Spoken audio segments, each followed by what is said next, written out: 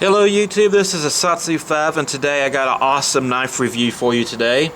And that was a little redundant, but anywho, let's get started on the review. This is the Cold Steel talwar 5.5 inch, sometimes called the talwar XL.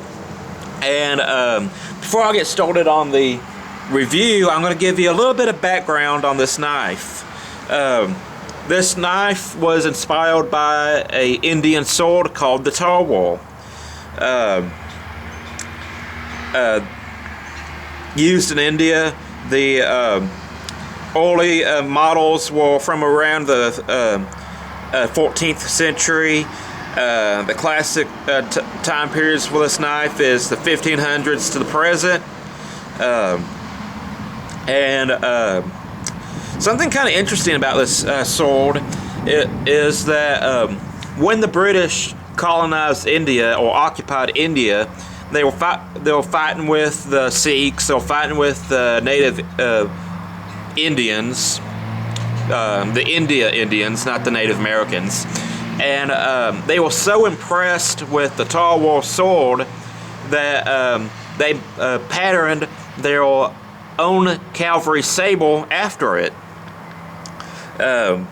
It's the British pattern 1796 light cavalry sable, and from what I'm able to gather, the sable came from the talwar sword. That was its grandfather, or its how it evolved from it, and the British sable was used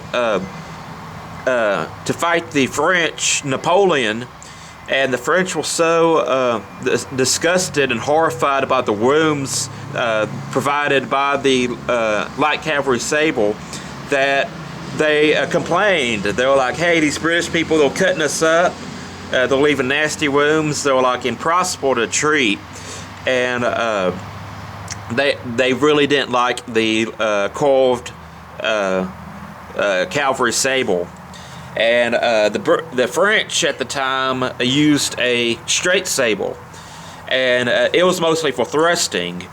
Now, there's a big debate about whether straight sables or curved sables are better, or if cutting or thrusting's better, and I'm not going to get into that right now, but I wanted to give you that little background. This was inspired by the talwar, which, as far as I can tell, inspired the British to start using the cavalry sable. Without further ado, let's get some specifications out of the way. Like I said, this knife is a pretty big knife. It has a 5.5 inch long blade, and the weight of it is 8.4 ounces. The overall length is 12 3/4 inches. The blade thickness is 4 millimeters. And the handle scales are G10. And the blade steel is Os 8, which we're all familiar with Os 8, or at least most of us are. And it's kind of a medium quality steel. I think it's a very sufficient steel for self-defense, and most people EDC that steel and have no problems with it. It's a stainless steel, and let's get into the good stuff of the review. Just to specify, this top one is mine, this bottom one is my brother's, and if you haven't seen the video yet, I'll try to put a link in the description. We did some meat cut tests with both of these knives. We bought a pork loin, we clothed it in denim, and duct taped it to a piece of bamboo. And we first used a plain edge knife because most knife users use plain edge knives, and we slashed at it. And we did a palm up slash, and it gave a very, very nasty wound to the pork loin. And I use pork loin because pork, from all I can tell with my research, is the closest thing to human flesh you can get to. if you talk to cannibals, they say that pork tastes like human and human tastes like pork. So it cuts the same, it tastes the same. So that's why I use it in my meat cut test. But this gave a very, very nasty wound. It was very deep, cut right through the denim, and I was like, wow, this is a good knife for self-defense. Then we got the serrated version out, and we did the same test, palm up cutting, and this bit in considerably deeper than the plain edge knife. And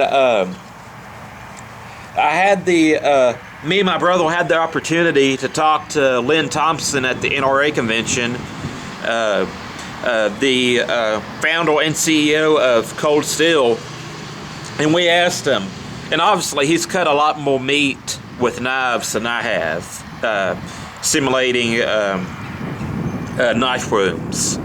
And we asked him what was his preference, plain edge versus serrated. And he said, hands down, serrated is the better self-defense edge configuration. And we looked around his crew, and his crew showed us that most of them were carrying serrated blades. And now I know why. I happen to know for a fact that Lynn Thompson still carries plain edge knives in certain configurations, and I still carry plain edge knives in certain configurations. But I must say that if I was in a bad situation and I had to choose between these two knives, they're identical in every way except for the edge configuration, I'd rather have the serrations. And because I truly believe they bite deeper than plain edge. Now, when it comes to well, let me say this first. This knife is a really big knife, and when I carry a 5.5 inch long blade, I often carry a smaller EDC knife. I find when using a 5.5 inch blade for EDC task, utility task, that the blade length is a little bit cumbersome. It's a little bit unwieldy, and it's hard for me to perform certain tasks like opening up boxes, opening up mail, cutting up food, like when I'm eating a steak. It's just a little bit too big. It's doable, but it's a little bit too big, so I often carry a smaller EDC knife. Usually my EDC knives range from 4 inches and smaller. Now this knife has some pretty cool features. By the way, did I forget to mention that at the widest point of this knife is about 2 inches? That is a broad blade. And these are very intimidating blades as well. I've showed my friends at work this knife, and you know, they're all like, wow, what are you into? Why are you carrying a knife that big? But they know that I'm a knife reviewer. So that's another reason why, if you carry one of these knives, that you might want to carry a smaller, people-friendly knife, like a EDC knife, slip joint, something like that, to use for everyday tasks. But some other cool features about this knife is fully ambidextrous, tip up carry only. It comes with 2 pocket clips, one for right hand carry and one for left hand carry. It has the triad lock, so you know that when you use this knife, that is virtually a fixed blade. And I really avoid using that term, but the tests have shown that these locks can hold 200 pounds, 600 pounds, and all over the board. They just don't fail on you. I've seen one failure of the triad lock, and I don't know what happened with that. But in general, these locking mechanisms is the closest thing you can get to a fixed blade. Also has G10 handles with a medium peel ply texture and a thumb plate that allows the knife to be waved from the pocket. Now, this knife has jimping or grooves cut onto the handle and the lock ball. As you can see, the lock ball has grooves cut in them, and they line up with the G10 grooves. I'm going to go ahead and call it jimping. Not really the most effective jimping in the world, but here's the good news. It doesn't need jimping. This is what I call an ergonomically sound knife, and you have this choke point right here, and you also have these finger grooves, so when you actually grab the knife and you're thrusting with it, your hand gets caught up at this choke point, this funnel, and your hand will not slip up on the blade. And so when you have an ergonomically sound knife, you really don't need jimping. Jimping is not where it's at. Jimping is a nice talking point for reviews, but it really doesn't add a lot to the ergonomics and the retention of the knife in your hand. I use this example a lot. Take your thumb out of the equation, you can still hold the knife, you can still cut with it. Not really good, strong cuts, but you can still cut with it. Put your thumb on the blade or on the knife and drop your hand or your fingers, you drop the knife.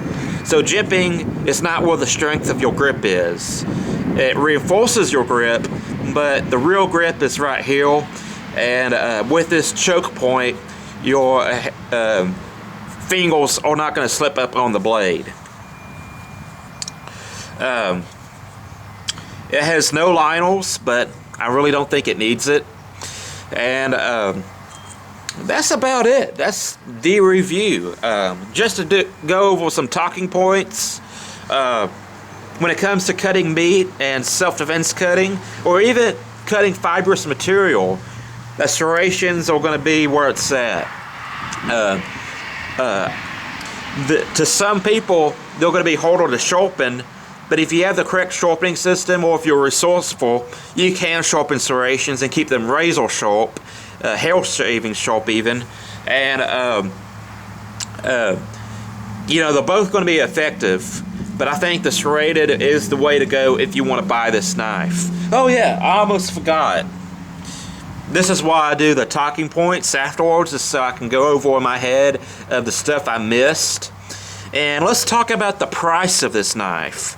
To me, this is a good knife for a good price. Keep in mind, I usually shop at knifeworks.com. They're based out of Louisiana, and I live in East Texas, so the turnaround time is extremely fast. And so I buy a knife. It usually comes to me 2 to 3 days. So if you live in Louisiana or the surrounding states, KnifeWorks is a good place to shop, and they have good prices as well.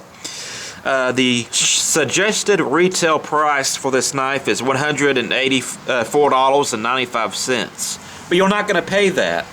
The price of this knife on knifeworks.com is $108.95. Completely good price. It's a lot of knife for the money. It's a well-made knife, a quality knife, and it might be out of reach for some people because it goes over the $100 mark, but to me it's well worth the money.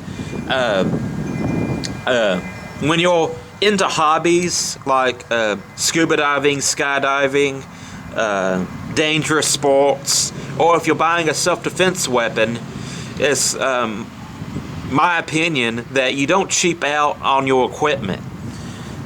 When you're buying a gun or a knife for self-defense, you don't want to buy some cheap no-name gun or some cheap M-Tech knife or something that isn't going to be reliable for you when you need it the most. Kind of like when you're scuba diving. You don't buy cheap regulators and BCDs and stuff because that's your lifeline. So to me, it's you get what you pay for, and you're getting a lot of knife for the money when you buy this knife. Other talking points: has a thumb plate, completely ambidextrous and waveable, Osate steel, ergonomically sound knife. Does have a lanyard hull, but you don't need it. And that's it. That's the review. I hope y'all have a great day. I hope y'all enjoyed this review, and have a nice day. I'm Satsu5, and I'm out.